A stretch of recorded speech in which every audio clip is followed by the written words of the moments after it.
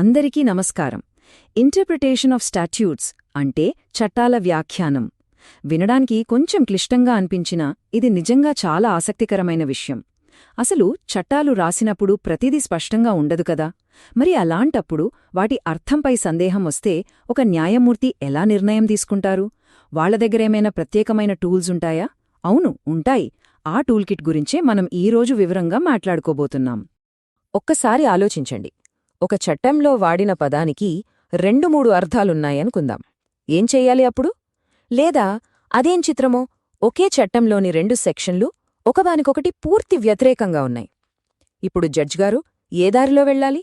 ఇదేదో క్లాస్లో జరిగే చర్చ కాదు, గుర్తుంచుకోండి. జడ్జిచ్చే ఒక్క తీర్పు అది ప్రజల హక్కుల్ని, వాళ్ల స్వేచ్ఛని, వాళ్ల బాధ్యతల్ని అన్నింటినీ నేరుగా ప్రభావితం చేస్తుంది. అందుకే ఇది చాలా ముఖ్యం. సో ఇలాంటి క్లిష్టమైన సమస్యలను పరిష్కరించడానికే మన న్యాయ వ్యవస్థ కొన్ని పద్ధతులను, కొన్ని సూత్రాలను రెడీ చేసుకుంది. ఈరోజు మనమేం చూడబోతున్నామంటే, ముఖ్యంగా నేరాలు, పన్నులకు సంబంధించిన చట్టాలను ఎలా చదవాలి, న్యాయం అనే సూత్రాన్ని ఎలా పాటించాలి, ఇంకా ఒకదానికొకటి సంబంధం లేకుండా ఉన్నట్టు కనిపించే చట్టాలను ఎలా కలిపి చదవాలో చూద్దాం. సరే, మొదటగా 2 చాలా సెన్సిటివ్ విషయాల గురించి మాట్లాడుకుందాం. 1 ఒక వ్యక్తి స్వేచ్ఛ, 2 ప్రభుత్వానికి వచ్చే ఆదాయం. అంటే నేర చట్టాలు, పన్ను చట్టాలన్నమాట. విచిత్రమేంటంటే ఈ రెండింటినీ అర్థం చేసుకునేటప్పుడు జడ్జిలు పూర్తిగా వేర్వేరు పద్ధతులు వాడతారు. ఎందుకలా? చూద్దాం రండి. పీనల్ స్టాట్యూట్, తెలుగులో చెప్పాలంటే దండనాత్మక చట్టం. సింపుల్గా ఏ పని చేస్తే నేరం, ఆ నేరానికి శిక్ష ఏంటి అని చెప్పేదే ఈ చట్టం. మనందరికీ తెలిసిన ఇండియన్ పీనల్ కోడ్ అంటే ఐపీసీ దీనికి పర్ఫెక్ట్ ఉదాహరణ.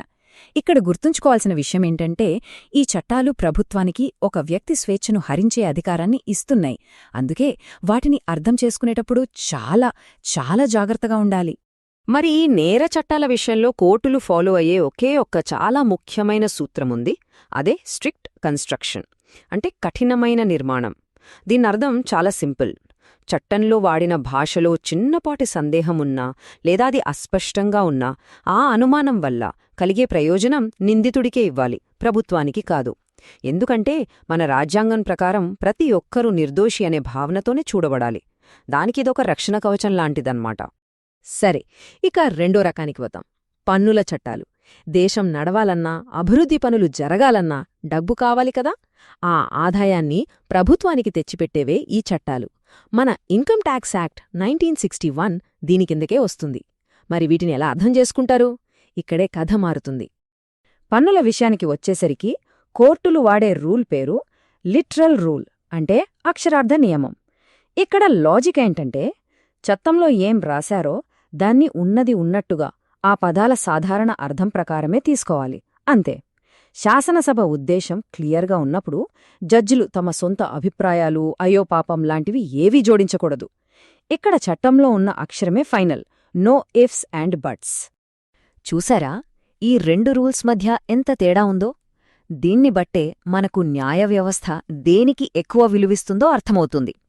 ఒకవైపు నేర చట్టాల్లో ఒక వ్యక్తి స్వేచ్ఛకే టాప్ ప్రయారిటీ, అందుకే చిన్న డౌటొచ్చినా బెనిఫిట్ నిందితుడికే.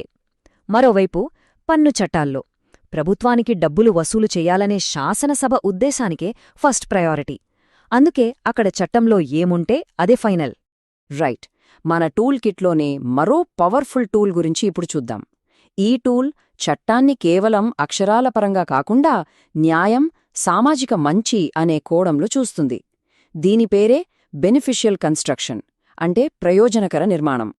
కొన్నిసార్లేమవుతుందంటే చట్టంలో రాసినదాన్ని గుడ్డిగా ఫాలో అయితే అన్యాయం జరిగిపోతుంది. మరి అలాంటప్పుడేం చెయ్యాలి? అప్పుడే కోర్టులు డెవరలోకి వస్తాయి.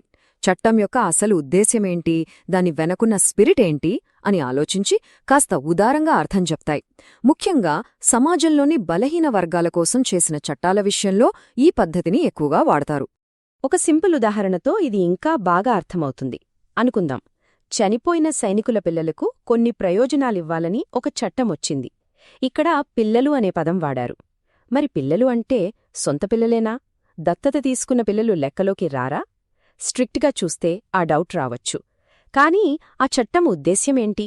సైనికుడి మీద ఆధారపడిన వాళ్లకు అండగా ఉండటం. కరెక్టే కదా? సో ఈ బెనిఫిషియల్ కన్స్ట్రక్షన్ వాడి దత్తత తీసుకున్న పిల్లలకు కూడా ఆ ప్రయోజనాలు వర్తిస్తాయని కోర్టులు చెప్పాయి. చూసారా ఎంత మంచి నిర్ణయమో! అసలు ఈ సూత్రం వెనకున్న ఫిలాసఫీ ఇదే. చట్టాన్ని అర్థం చేసుకోవటమంటే కేవలం పదాలను చదవడం కాదు, దానివల్ల అన్యాయం జరగకుండా చూడటం. ముఖ్యంగా సమాజంలో అండలేని వాళ్లకు, బలహీన వర్గాలకు న్యాయం జరిగేలా చూడటం కోర్టుల బాధ్యత. సో ఒక్క మాటలో చెప్పాలంటే ఈ బెనిఫిషియల్ కన్స్ట్రక్షన్ ఏం చేస్తుందంటే, 1 చట్టసభ అసలు ఏమనుకుని చట్టం చేసిందో ఆ ఉద్దేశ్యాన్ని బయటకు తీస్తుంది. 2 సమాజంలో అందరూ సమానమే అనే భావనను పెంచుతుంది. 3 ప్రజల మంచిని కోరుతుంది. ఇంకా ముఖ్యంగా ఎవరికోసమైతే ఆ చట్టం చేశారో వాళ్లకే ఏదైనా డౌటొస్తే ఆ డౌట్ని వాళ్లకే అనుకూలంగా పరిష్కరిస్తుంది. సరే, ఇక మన టూల్ కిట్లోని చివరి చాలా ఇంట్రెస్టింగ్ టూల్కి వచ్చేశాం. ఇప్పటిదాకా చట్టం అస్పష్టంగా ఉంటే ఏం చెయ్యాలో చూశాం. కాని అసలు చట్టంలోనే ఒకదానికొకటి పొంతనలేని విషయాలుంటే, ఒకే చట్టంలో ఒక సెక్షన్ అవును అంటుంది, ఇంకో సెక్షన్ కాదు అంటుంది. ఇప్పుడేం చేయాలి? ఇలాంటి సిచ్యువేషన్లోనే జడ్జ్లు సామరస్యపూర్వక నిర్మాణం అనే సూత్రాన్ని బయటకు తీస్తారు. దీన్నే డాక్ట్రిన్ ఆఫ్ హార్మోనియస్ కన్స్ట్రక్షన్ అంటారు. దీని వెనకున్న సింపుల్ ఐడియా ఏంటంటే, చట్టాలు రాసేవాళ్లు కావాలని ఒకదానికొకటి వ్యతిరేకంగా ఉండే రూల్స్ పెట్టరు. ఏదో పొరపాటు జరిగుంటుంది, లేదా మనం సరిగ్గా అర్థం చేసుకోవట్లేదు. కాబట్టి ఆ రెండిటినీ కలిపి ఒకదానితో ఒకటి గొడవపడకుండా సామరస్యంగా పనిచేసేలా ఒక అర్థాన్ని మనం కనుక్కోవాలి. అదే ఈ సిద్ధాంతం యొక్క లక్ష్యం. మన సుప్రీంకోర్టు కూడా చాలాసార్లు ఇదే చెప్పింది. 2 సెక్షన్ల మధ్య హెడ్ ఆన్ క్లాష్ అంటే అవి రెండూ ఒకదాన్నొకటి ఢీకొనే పరిస్థితిని ఎలాగైనా నివారించాలి. అది కోర్టుల బాధ్యత. అలా ఢీకొట్టుకునేలా కాకుండా 2 చేతులు కలుపుకొని పనిచేసేలా ఒక మంచి మార్గాన్ని వెతకాలి. మరి ఈ సామరస్యం ఎలా సాధిస్తారు? దీనికి ఒక 3 స్టెప్ల ప్రాసెస్ ఉంది. ఫస్ట్, చట్టంలో ఉన్న ప్రతి మాటకో ఒక అర్థం, ఒక ఉద్దేశ్యం ఉంటుందని నమ్మాలి. సెకండ్, గొడవ పడుతున్నట్టు కనిపించే ఆ సెక్షన్లను విడివిడిగా చూడకూడదు. మొత్తం చట్టంలో భాగంగా వాటిని చదవాలి. అప్పుడు వాటి అసలు కాంటెక్స్ట్ అర్థమవుతుంది. ఫైనల్గా ఒక సెక్షన్ను ఇది పనికిరాదు అని పక్కన పడేయకుండా రెండింటికీ విలువనిస్తూ 2 అమలయ్యేలా ఒక అర్థాన్ని చెప్పాలి. అదే అసలైన సామరస్యం.